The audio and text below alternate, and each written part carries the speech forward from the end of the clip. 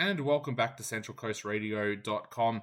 I want to talk to you now about a brand new Australian film called The Survival of Kindness. It is the new film from director extraordinaire Ralph Tahir, who also wrote the film as well. And this is a very, very deep film. I know people who have seen this film already who have been deeply impacted by this film, but I also think it's a very important film for Australians to see as well.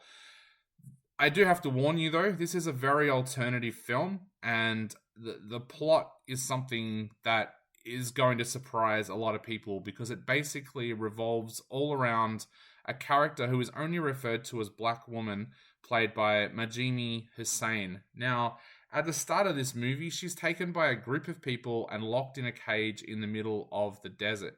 She finds a way to escape the cage eventually and begins on a journey where she meets various people and then ends up in the city where once again she feels trapped. Now, this is a unique film because there is very little dialogue in this film, and I don't think much of that is in English if I'm remembering correctly. So if you're expecting a film where it's going to have a lot of talking, you're not going to get that with The Survival of Kindness. But this film still manages to take its audience on a journey. It was shot in Tasmania in South Australia, and it has some of the most beautiful, harsh, but unique visuals that you're ever likely to see when you're watching this movie. The remarkable thing is that director Rolf de Heer decided with this film that he was going to work with a largely Indigenous crew, but also a relatively inexperienced crew. This was filmed during the time of COVID, so he only had about 12 people on set at any given time, and they were traveling to some pretty remote places in Australia. Now, the cinematographer of this film is Max Corkindale, who does an absolutely brilliant job at making this film look amazing on the big screen.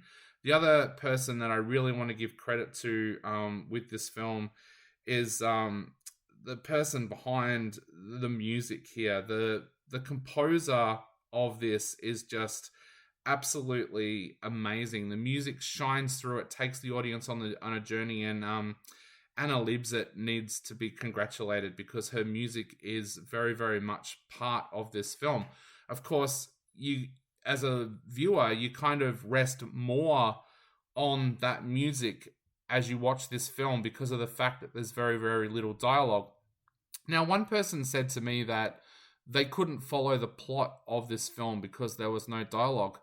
I did not have that problem at all. It's very, very easy to see what this film is telling the story of. It is telling the story of Australian history. Basically, Black Woman goes on this journey, and as she meets people, you realize, okay, they're the people that are colonizing this land.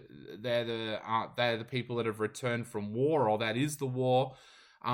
It's not hard to tell what De Heer means with some of the scenes in this film. Sure, you might have to work a little bit hard as an audience member to put those pieces together, but this film and this journey that this woman goes on comes together like a jigsaw puzzle. So if you are reading reviews out there saying that this film is very hard to follow and that you can't work out what is happening, I would brush them aside because that is not the case with the film. It is a very, very unique film. I'm not going to lie to you about that, and it's not the kind of film that everybody is going to find their cup of tea because you do have to work pretty hard as an audience to watch it. I would highly recommend that you don't watch it if you're tired either. Through no fault of the film, if you are tired, then your mind is going to drift off and you're going to miss parts of this film. The only way I can kind of describe this is this film is like watching an art installation.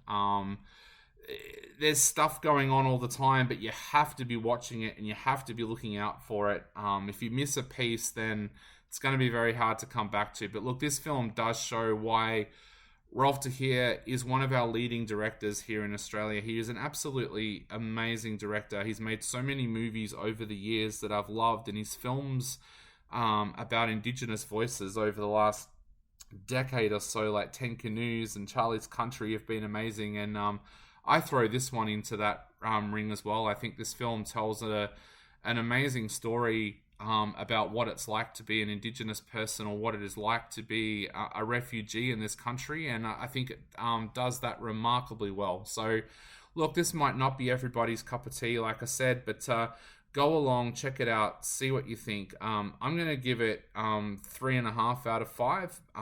Go along, make up your own mind about this film. Check your local cinema guide, because it's not showing everywhere, but I am giving The Survival of Kindness 3.5 out of 5, and you are listening to CentralCoastRadio.com.